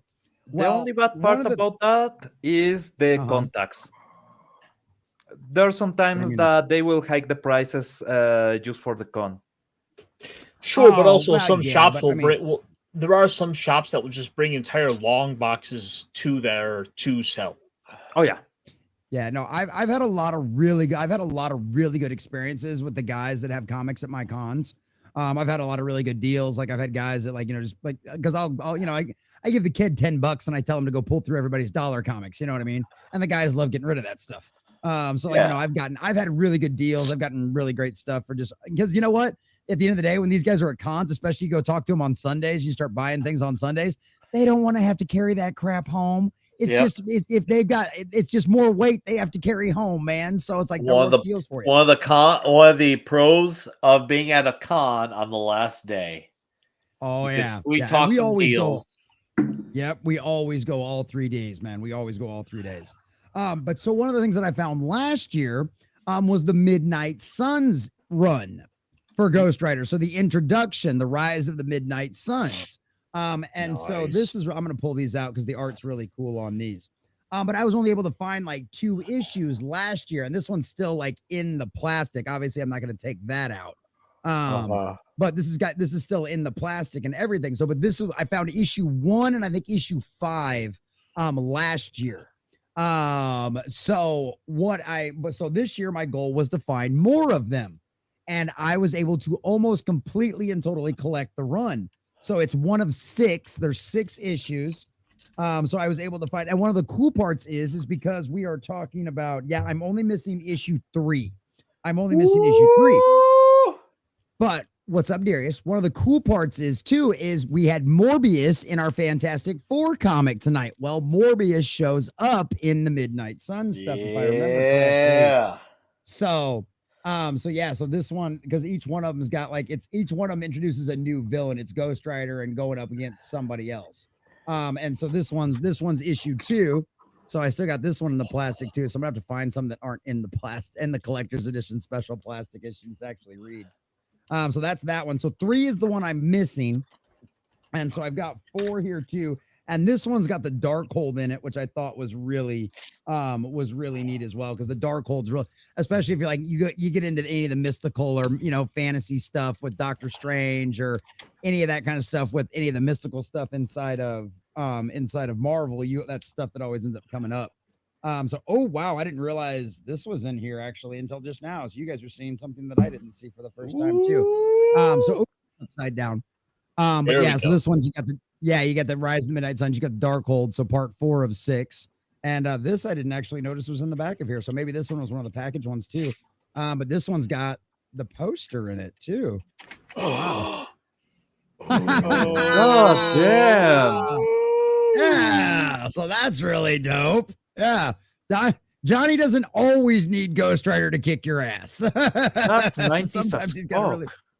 Oh, dude, yeah, like that's when I was getting my first brand new actually from the Marvel, the monthly issues of Ghost Rider was in the 90s. So yeah, a lot of really good stuff. It was a good time. It was a very good time to be a comic book fan back then. There was some really great art. I'll fix that in a second. And then, go ahead. Which Ghost Rider series was that one you were showing off there that you're missing number 3 for? Oh, Rise of the Midnight Suns. Rise of the Midnight Suns. Oh, wow. I got a really good deal. I don't think that was actually supposed to be on the back of this one. But yeah, this one, like I was talking about earlier, this has got the Night Stalker in it. Hold on, see if I can. I haven't taken these out of the. I haven't taken these out of the package yet.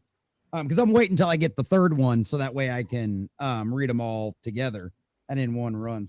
Oh, come on, there we go. Oh, this tape's been on there for a while.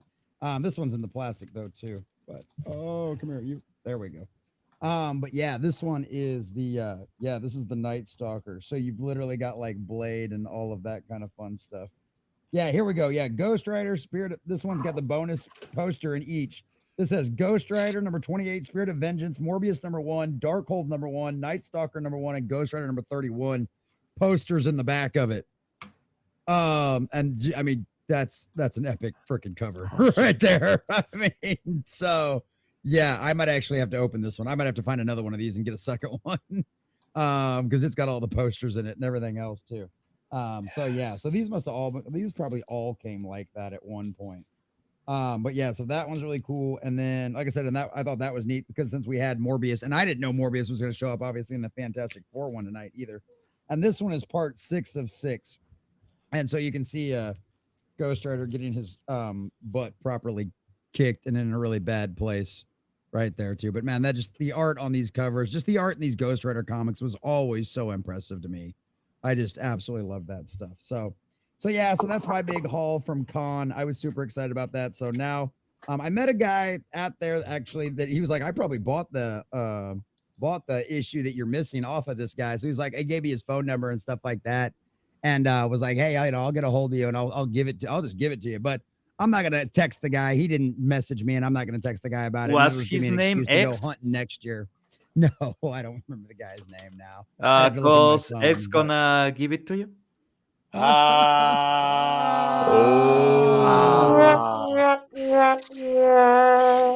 to try. Good. That's what you get, Pablo. That's what you get. I know. Yeah. Straight up devastation, man. That poster is just great. Wow. Just wow. That was my fun haul from Con. I was very excited that I was able to find so many more because I thought it would be like one of those things where I have to hunt and I'd find like one issue every year. And I found 3 of the issues that I was missing this year. No, dude, it's amazing. You did good, dude. You did good. Appreciate that. Proud. You should be very proud. Okay. Be proud. Be proud. Let's see. All right. You guys, or is that for you, sir? That's all I got. That's all. All right, no, hey, all good, man. All good. Let's see here. Mohammed said, I'm still reading Early Ghost Rider. Read X-Men, Starjammer, go out to Deathbird. Hell yeah, dude. I have an issue 1. Michael Knotts. Look for hunting down, collecting the issues complete. Hell yeah. I love seeing that chat. I love seeing these comments. I love that we still have a chat here almost 2 hours into the show. I've been slower the last few weeks, but I just got around to reading number 9 from G.I. Joe of the Energon universe. It was fucking awesome. With Cover Girl and Baroness. And dude, G.I. Joe number 9 was kick ass. It was kick ass. I really enjoyed it. And G.I. Joe has been fucking good, man. I've just been so happy with that. And the Horseman number 1 shipped yesterday, so we will do a panel on the Horseman number 1 when it hits. So I look forward to that. We'll probably have JT Kirk back on. We'll definitely get Mr. Braxcast Joker on. We'll definitely get Rip a Guy. Andrew, if you're out there, I'm expecting you. Okay. I'm expecting you. So I don't know why we all did this, but we became that. But whatever. Hopefully Pablo's back soon. But yeah, Caster, do you got anything? Or otherwise, is this going to be the part where we call it a night? No, I think this is going to be the part where we call it for the night. Okay. I am overdue for heading back to the comic shop. I've been having some books, unfortunately, kind of piling up, but my room's a bit of a chaos right now, so kind of bear with that. Yeah, keep your house in order type of deal. Okay. Well, I went and bought a new bed, but the problem is, like, I'm missing a piece out of it, so I gotta try and dude. What? So with any luck, this Chinese company will be able to send me, like, the single piece I need. Otherwise, I gotta, like, try and mail everything back to Amazon. Which piece you need? It's like a single piece for, like, the very foot of the bed. Wow. But it's a metal piece or something? It is. Okay. If you can make a template out of cardboard, you can cut out on... I don't know if you have that service in the US. That's the only problem. We have a couple of hardware stores here, big hardware stores, where you can actually get the piece just cut out and drilled. Obviously, you will have to do the folding and everything, but worst case scenario, you can still do it yourself. Wow. I have no damn words. Well, dudes, I wish they did that here. it's been damn good tonight. It's been damn good. Mhm. Okay. Well, this is gonna be the part where we call it a night. Let's see here. I'll let Pablo plug first. So, Pablo, what do you got coming out on your side of the aisle, sir? Well, currently I have been not working that much, especially because, well, I'm getting better on my routine. I'm trying to sleep better, do a lot of stuff better. So I haven't really been editing videos out of late. But I'm still doing La Tangente, the show on Midnight Search Español, where we talk Cool. about random bullshit. The only Yeah. thing, the episode where my best friend was supposed to be the voice of knowledge, because he knows the GameCube better than me, is the one where he travels to Ecuador back and then he forgets the show exists. So yeah, last show was me just talking about the GameCube old school. That's it. But still fun. Trust me, I will make him pay next issue. So it will be fun. I'm just saying it will be fun. That will be it, man. I don't have too much to plug. I'm just getting healthier randomly. Uh, I started walking almost 10 minutes day one after the surgery. Then I got to 10 minutes. Then I was in 20 minutes at the end of week 2. I got to 25 minutes at the end of week 3. I am walking 50 minutes now. It's a month. So I will say my body is recovering really, really fast. No, I have the urge just to go out and walk. It's not I need to do this because I want to get healthier. Is I feel like walking. And that's I cannot ask for more. I actually have some muscle back on my arms. I'm feeling better. That's all I can ask. So yeah, I may not be working that much, but it's a trade-off. Right now, if I want to work harder, I want to do better stuff, I want to create better things, I need to wait and just take it slow. And yeah, I'm taking it real slow. Actually, I'm starting to feel the pressure. I should be working more. But anyway, I'll deal with that when I get there. For All now, right, man. I'm great. Well, That's hey, it's good to have you back. I'm glad you're in better standings. I love having you here. Love having you on camera. It's definitely adds to the show. Trust me, it does. John said, "What about covering issue 2, either Punisher or Daredevil?" We'll have to discuss a show to do it so we can prepare accordingly. But yes, would love to do that. Just chime in on the next show. We could get that conversation going because I want to see where the chat is at with that. I want it to be as participatory as possible. Once we do that, we can gauge when and where everyone can prepare accordingly. But dude, that's a damn good idea and something I'm heavily interested in doing. Pablo, it's been a pleasure, sir. Thank you very much. Common Nerd, plug your plugs on the way out. Ho, boys and girls, ladies and gentlemen, we just crossed 2135 on the new YouTube channel. So if you haven't already, please go subscribe over there at the Common Nerds with an S. I do videos 6 days a week. I do content 7 days a week. We've got the Bible study tomorrow at 2 p.m. What are we going through right now? We're going through Ecclesiastes right now. Then at 7 p.m. tomorrow night, we have Win Who Is Good with the Dear Sweet Sunker Maiden and Mr. Grant Gregory, where we and I go over Classic Who. We are finishing up Capaldi's run, or well, new Who, but the good stuff. We're finishing up Capaldi's run right now, and then we'll be starting Classic Who here in probably about a month or so, which that'll be a great time. We're going to go all the way back to the William Hartnell era and watch all of that stuff. During the weekdays, I do a morning show at 11 a.m., the morning prep, where I go over all your pop culture and nerd news. We're currently taking Tuesdays off because I was live streaming 7 days a week and it was starting to take its toll on me. So I have to take at least one day a week off. And then Thursday nights, we've got Is It Good? Where Sunker, Not Maiden, and I review different movies and television shows. Sometimes it's new stuff, sometimes it's old stuff. We're currently right now doing a Battle of the Robin Hoods. We watched a British one a couple of weeks ago that was actually really good. It was released on Fox News, but it was actually released the exact same year as the Kevin Costner one. We watched the Kevin Costner one last week, was really good. And then because Sunker was a crybaby and wouldn't let me actually pick the one I wanted to pick in order to challenge her, next week we are watching Men in Tights. Nice. Rules for, Nice. Yes. So this Thursday, 7 p.m., join us over there, especially the majority. You can find us on YouTube, but the majority of the show will be on Rumble because this is actually a watch party. It's kind of like what Nick's doing now. We've been doing this for a while with Doctor Who and stuff like that, Rumble exclusives where you can actually watch the show and review it. It falls under fair use, but because of YouTube's bots, you can't do it over there.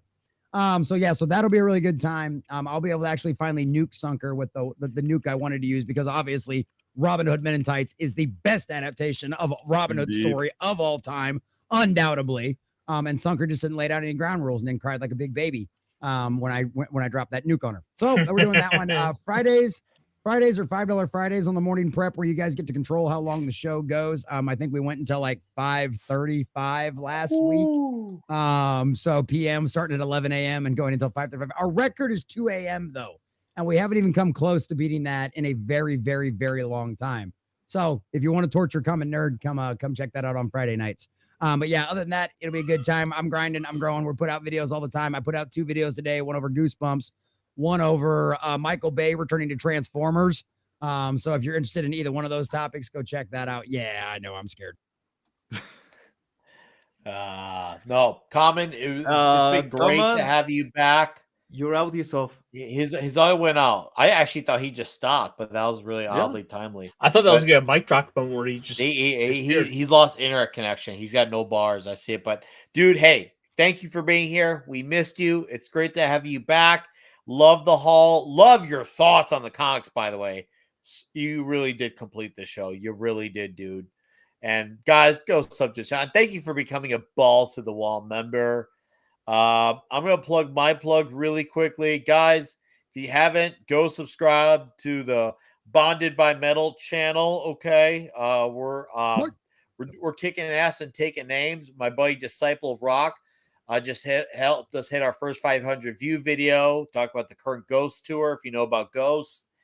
And we have a video coming out in a few days on Amon Amarth called How Did Amon Amarth Become Such a Huge Band? So we have a nice discussion around that. That'll be on in a few days. Go check that out. And on my channel, yes, I'll be having videos out again soon.